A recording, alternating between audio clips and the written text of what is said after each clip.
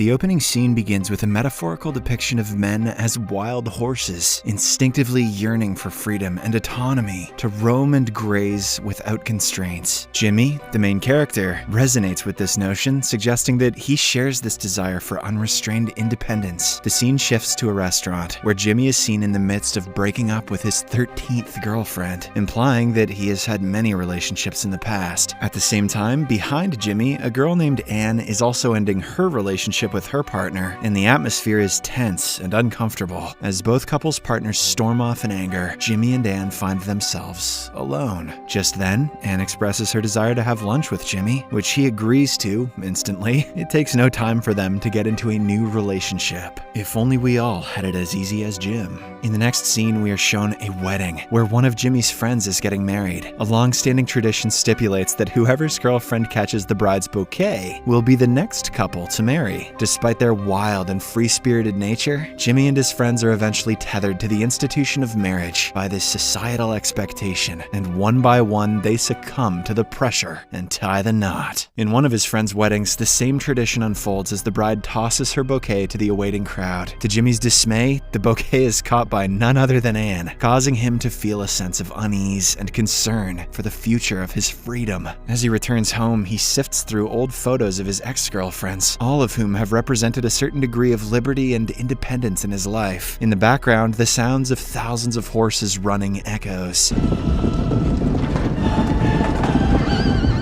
perhaps serving as a reminder of his previous wild and free-spirited existence. Or maybe all them horses are trying to tell Jim that he's gay. Later, Jimmy sits with his grandfather, a man who has experienced the very same conflict between individuality and marriage life. The grandfather urges Jimmy to embrace the societal expectations of marriage and procreation, sharing his own sacrifice of wild and carefree living in favor of family and legacy. He even offers Jimmy an engagement ring, signaling his desire to see his grandson conform to the norms of society. Despite his reluctance, Jimmy ultimately decides to propose to Anne after 3 years of dating. That evening, he takes her to an extravagant restaurant to express his proposal. However, it proves to be a difficult task because of his nervousness. Jimmy indirectly mentions that he had a desire to remain wild and free like a horse, but eventually, Anne won him over. This statement leaves Anne feeling confused, so she asks him what she has won, to which Jimmy responds that one cannot stay loyal to one toilet forever without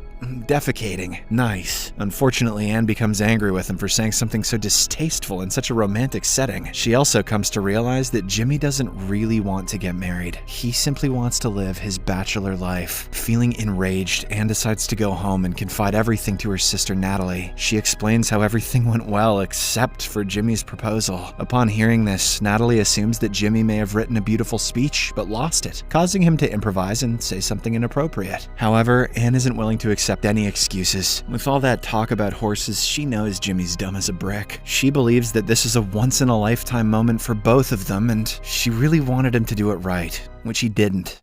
After the disastrous proposal, Jimmy tries to make amends by sending Anne flowers every day, but despite his attempts to contact her, she refuses to answer his calls. Meanwhile, the news of Jimmy's embarrassing proposal spreads like wildfire throughout the city, leaving him feeling ashamed. A few days later, Jimmy receives the sad news of his grandfather's passing, and at the funeral, Anne finally pays him a visit. During their conversation, Jimmy asks her about their relationship, to which she responds that the door has not been closed yet, and if there is a nice knock, she may answer it, giving him a glimmer of hope. Just don't tell me I'm a toilet you want to poop in again, alright? However, things take an unexpected turn when Jimmy discovers that his grandfather has left him the family business and a substantial amount of wealth. But under certain conditions. The first condition is that he must be married by 6:05 p.m. on his 30th birthday, which happens to be just 1 day away. The second condition is that he and his wife cannot be apart for more than a week at a time over the next 10 years, and they must try to have a child within the first 5 years of their marriage. In case Jimmy doesn't succeed, his business rival, Odin Sports, will acquire the complete company. As a result, the unmarried man, along with his companions and a clergyman, must hurry to find find a suitable bride within the next few hours. In the next scene, Jimmy immediately heads to find Anne, only to discover that she has left for further studies in Athens. However, this time, he is not going to give up so easily. Determined to propose to her before it's too late, he rushes to the heliport and thankfully makes it just in time. Clad in a dashing tuxedo, Jimmy gets down on one knee and pours his heart out to Anne, urging her to say yes. However, Anne is taken aback by his sudden appearance and the presence of a priest behind in the car. She questions whether Jimmy is truly ready to give up his bachelor lifestyle, causing him to hesitate and reminisce about his wild days. Oh, those horses. This moment of doubt causes Annie to realize that Jimmy is not yet ready to fully commit, and she hastily departs in the helicopter, leaving Jimmy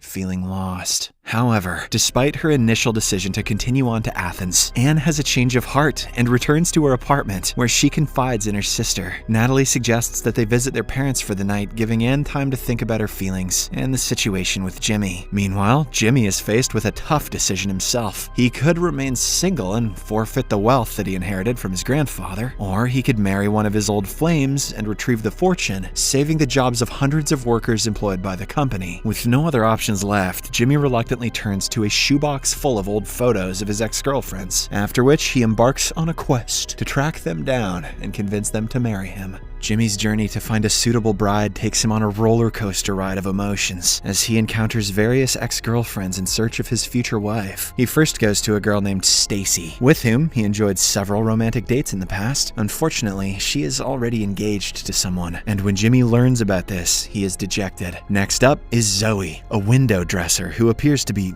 very cheerful. As soon as Jimmy approaches her, she eagerly jumps into his arms, thrilled that he thought of her after being rejected by Anne. Their chemistry is palpable, and it seems like Jimmy's proposal may finally succeed. But just as things are heating up, he hears Anne's voice and abruptly runs off after a woman he believes to be her. However, his mistake becomes apparent, and by the time he returns to Zoe, she has set a mannequin on fire in a fit of rage. Jimmy's next attempt at finding a bride leads him to his actress ex-girlfriend, Ilana, who flat out refuses his proposal, stating that she is not one to chase after money. Why do you think I got into the arts, stupid? Feeling discouraged, but not defeated, Jimmy sets his sights on Carolyn, a graduate student who is fiercely independent and a feminist at heart. Despite her initial interest in Jimmy, she refuses to be used as a mere commodity to retrieve his grandfather's wealth, leaving him to ponder his next move. The day goes from bad to worse for Jimmy when his car breaks down, so he, along with his friend Marco and the weary priest, continue their search via local bus. On the flip side, Annie and her sister arrive at their parents' house and are greeted warmly. However, the visit does not seem to change their mood, because their parents' excessive displays of affection irritates them. While eating dinner, the mother excuses herself to go to the restroom, but the father calls out to her, saying he already misses her. Oh, lovey-dovey.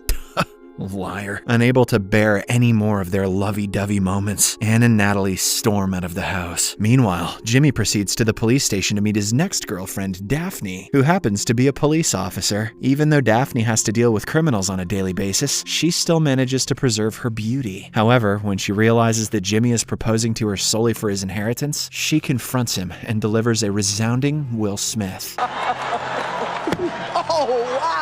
Eventually, Jimmy's list of ex-girlfriends runs out, but he does manage to convince his final choice, an arrogant girl named Buckley who despises him a lot. Without delay, she is fitted with a bridal dress and prepared for the wedding. However, as the priest attempts to conduct the ceremony, Buckley gradually becomes aware of the other stipulations of the will. At first, she learns about the requirement to be together for 10 years, which she believes is doable as she can get half of Jimmy's wealth. However, when Buckley discovers that she must have a baby within 5 years, she is unable to bear the pressure and drives away. As everyone scrambles to convince the girl to come back, Jimmy realizes that he has only 17 hours left before the contract expires. In the morning, Jimmy and the priest are in a park surrounded by happy couples. The sight of the couples prompts the priest to share his own experience of having a successful marriage. He reveals that he was married for 26 years and had a large family with 4 sons and 10 grandchildren. "My family likes sex a whole lot," says the priest. He speaks fondly of his wife and how much he loved her. Even after her death, he still believes that getting married was the best decision he ever made. According to the priest, true happiness comes from being with someone who loves you and will grow old with you.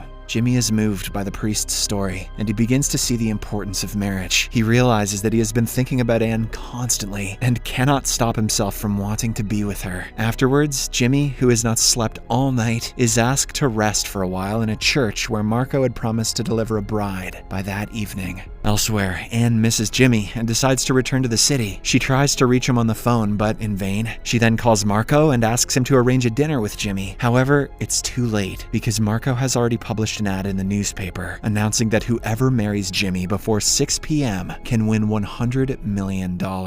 This announcement causes a frenzy among women who want to marry Jimmy for the money. Numerous women around the city start to dress up as brides and rush to the church to try and win the prize money. In the next scene, Jimmy wakes up to a surreal sight of hundreds of women surrounding him, all of whom are interested in the eligible bachelor. As he tries to make sense of the situation, he realizes that the women are becoming increasingly aggressive in their pursuit of him. Just as he is unable to handle the situation, his friend Marco appears and claims that it was all just a prank. He tries to convince the women to leave, but they are still not willing to let Jimmy go so easily. In the midst of all this chaos, Jimmy and Marco find a room to hide in. While they are hiding, Marco reveals that Anne is on her way back, which makes Jimmy ecstatic. He immediately rushes to the train station to meet her, ordering a cake on the way. Despite being pursued by the brides, he somehow manages to make it to the station. When Jimmy finds Anne, she has already seen the news headline with his picture and the question, "Would you marry this man for $100 million?"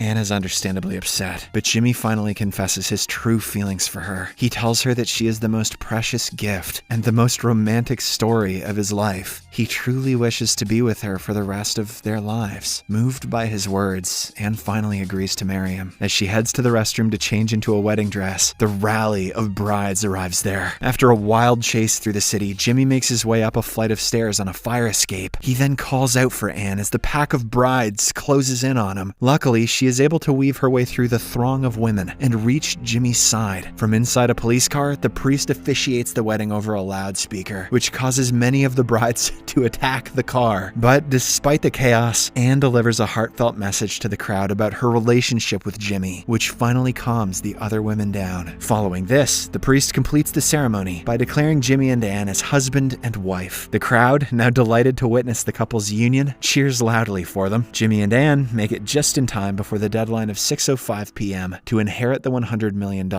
Kinda shocked they didn't miss the deadline. It would have made for a more meaningful ending, I think. The movie ends as Anne tosses her bouquet into the teeming crowd below. Subscribe for more videos like this, turn on notifications, and leave a like to help the channel out. Thank you for watching.